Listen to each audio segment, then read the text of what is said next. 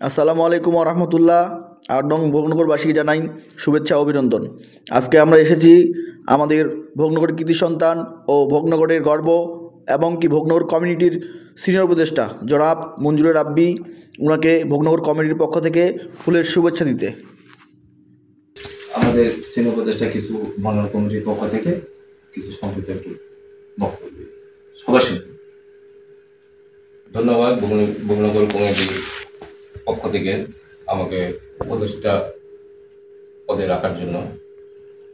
আসলে এটি একটি মহৎ উদ্যোগ। আমরা আশা করি যে এই উদ্যোগের মাধ্যমে আমাদের সমাজের যে সমস্ত যারা অবহেলিত, এই অবহেলিত লোকদের পাশে যেন আমরা দাঁড়াতে পারি, তাদেরকে যেন আমরা সাধ্যমতো আমাদের সাহায্য করতে পারি, তাদেরকে যেন একটা পর্যায়ে আমরা আনতে পারি যেন তারা স্বাভাবিকভাবে চলতে পারে।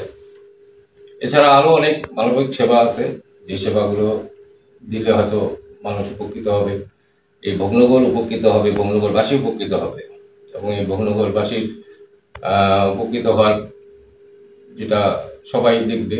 এখনকার ডিজিটাল যুগ, সবাই সব কিছু অ্যাক্টিভিটিস দেখবে, উপভোগ করবে। আসলে এটা একটি মহৎ উদ্যোগ এবং ধন্যবাদ সকলকে এই মহৎ উদ্যোগে আমাকে পাশে রাখার জন্য। আমি চেষ্টা করব আমার সাধ্যমতো যেন আমি সবসময় এই উদ্যোগের পিছনে থাকতে পারি, আমার যতটুকু সম্ভব সাহায্য সহযোগিতা করতে পারি। আসলে আমাদের এই ভোগনগর একসময় খুব ঐতিহ্যবাহী একটা গ্রাম ছিল।